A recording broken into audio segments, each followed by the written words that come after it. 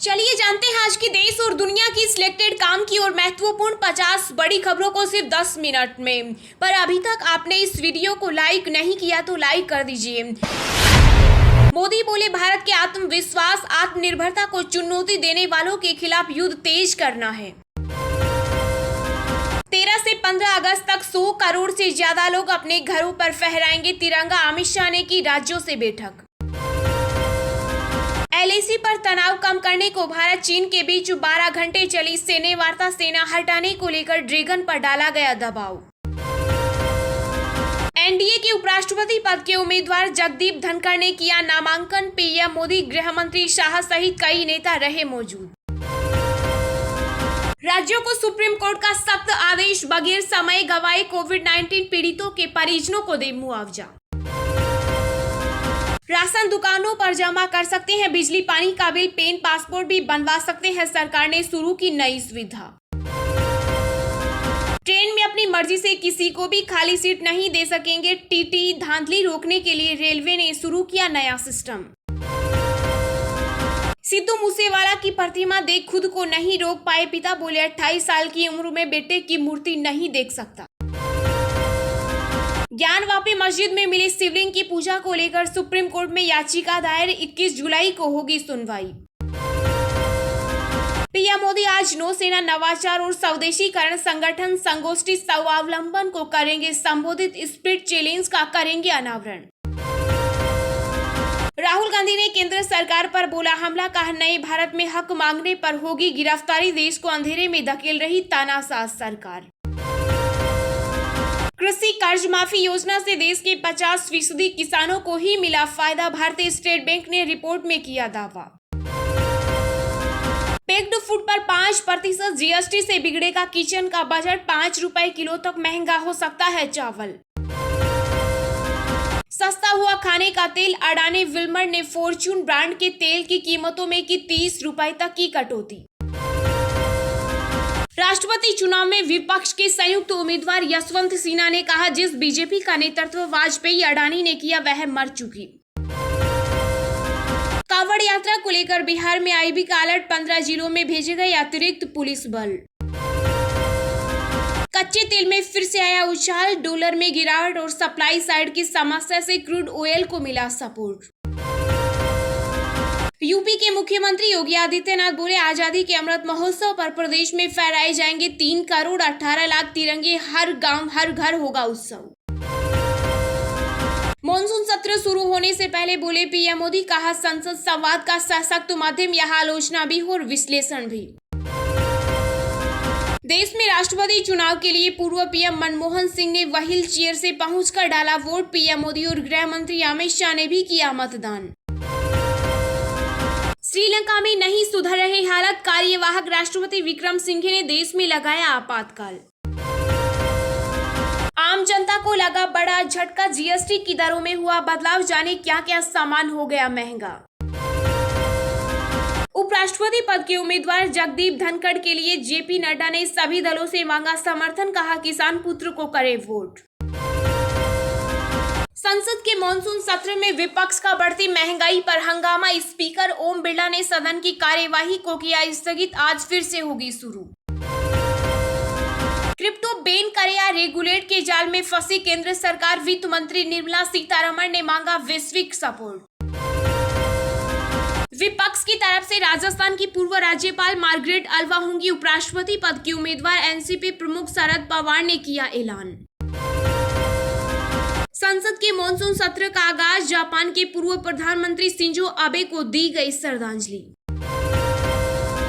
केंद्रीय कर्मचारियों के लिए बड़ी खुशखबरी, अगस्त में फिर बढ़ सकता है डीए। सरकारी कर्मचारियों की बढ़ जाएगी सैलरी। सुप्रीम कोर्ट ने कहा बिना समय गवाए कोविड-19 मृतकों के परिजनों को मुआवजा दे सभी राज्य एवं केंद्र शासित प्रदेश। श्रीलंका के पूर्व राष्ट्रपति की मुश्किलें नहीं हो रही कम, सिंगापुर में भी गोटाबाया राजपक्से के खिलाफ लोगों ने किया विरोध प्रदर्शन।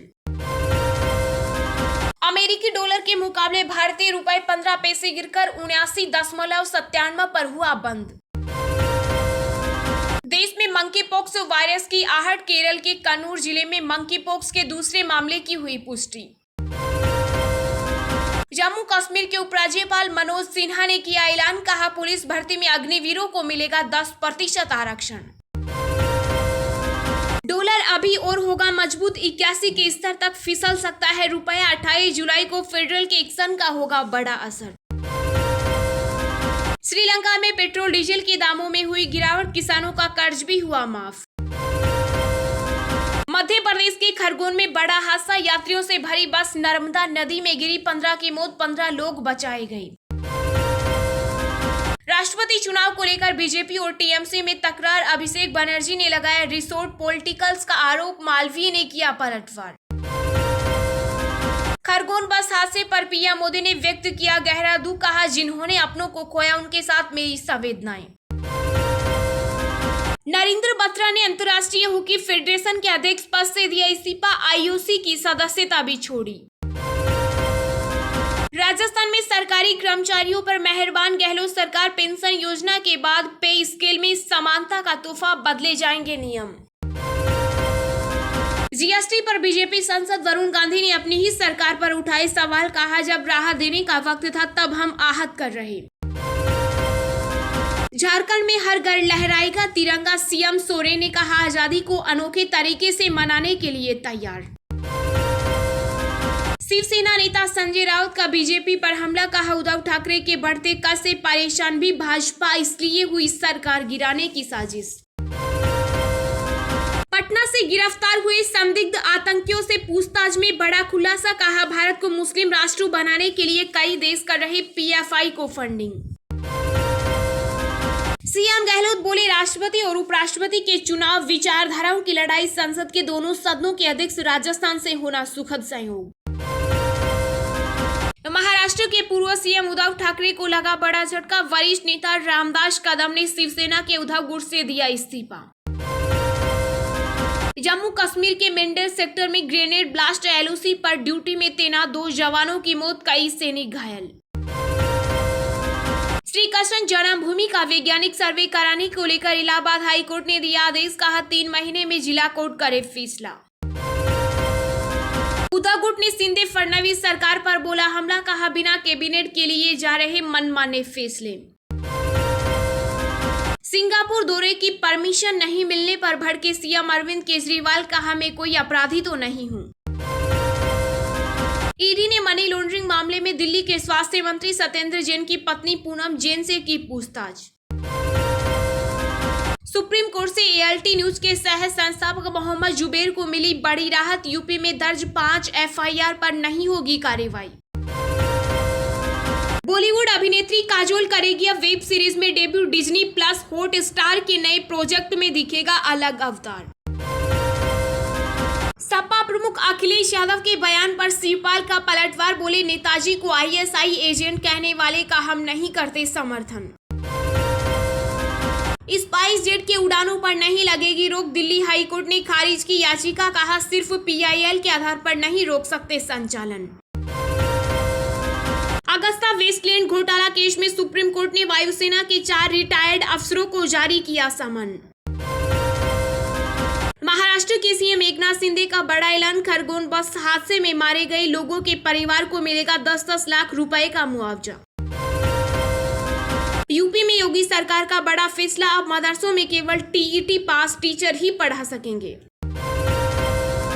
देश में कोरोना के मामलों में आई बड़ी गिरावट, बीते 24 घंटों में मिले 16,935 नए केस, 51 लोगों की मौत। गौतम गंभीर का आरोप, बोले झूठ फैलाने के लिए करोड़ों खर्च कर रही है दिल्ली सरकार। केरल में मंकी पॉक्स के एक और फेस की हुई पुष्टि, देश में दूसरा मामला। श्रीलंका में तत्काल प्रभाव से आपातकाल लागू, राष्ट्रपति चुनाव से ठीक पहले हुआ ऐलान। बेन स्टोक्स ने वनडे क्रिकेट से लिया संन्यास, फैसले से क्रिकेट जगत हैरान। राजस्थान में अगले 2 दिनों तक जमकर बरसेंगे बादल, 16 जिलों में भारी बारिश का अलर्ट जारी, कई जिलों में बन सकते हैं बाढ़ के हालात। शेयर बाजार में सेंसेक्स व निफ्टी में 1% से अधिक की तेजी, इन्फोसिस, टेक महिंद्रा 4% उछले। भारत का आईसीसी वनडे रैंकिंग में धमाका, इंग्लैंड सीरीज हार कर भी बाजीगर। चलिए अब जानते हैं जो आम आदमी के काम की और फायदेमंद खबरें हैं उनको विस्तार से। पर इससे पहले अभी तक आपने इस वीडियो को लाइक नहीं किया तो लाइक कर दीजिए। एनडीए के उपराष्ट्रपति पद के उम्मीदवार जगदीप धनखड़ ने किया नामांकन। पीएम मोदी, गृह मंत्री शाह सहित कई नेता रहे मौजूद। जी हां, एनडीए के उपराष्ट्रपति पद के उम्मीदवार जगदीप धनखड़ ने संसद भवन में अपना नामांकन दाखिल किया। इस मौके पर उनके साथ प्रधानमंत्री नरेंद्र मोदी, गृह मंत्री अमित शाह, रक्षा मंत्री राजनाथ सिंह, केंद्रीय मंत्री नितिन गडकरी, भाजपा के राष्ट्रीय अध्यक्ष जेपी नड्डा और अन्य भाजपा नेता भी मौजूद रहे। इस दौरान एनडीए के उपराष्ट्रपति पद के उम्मीदवार जगदीप धनखड़ ने कहा कि मैं किसान के घर में पैदा हुआ हूं। स्कॉलरशिप के जरिए आगे की पढ़ाई की और साधारण किसान का बेटा नामांकन दाखिल करके आया है। उन्होंने कहा कि मैं पीएम का आभारी हूं कि उन्होंने मुझे ये अवसर दिया। राष्ट्रीय जनतांत्रिक गठबंधन यानी एनडीए के उपराष्ट्रपति पद के उम्मीदवार जगदीप धनखड़ ने नामांकन दाखिल करने से पहले उनका समर्थन कर रहे सांसदों से मुलाकात की। केंद्र में सत्तारूढ़ राष्ट्रीय जनतांत्रिक गठबंधन ने पश्चिम बंगाल के राज्यपाल जगदीप धनखड़ को आगामी 6 अगस्त को होने वाले उपराष्ट्रपति चुनाव में अपना उम्मीदवार बनाया है। अगर वह निर्वाचित होते हैं तो इस महत्वपूर्ण संवैधानिक पद पर पहुंचने वाले राजस्थान के दूसरे नेता होंगे।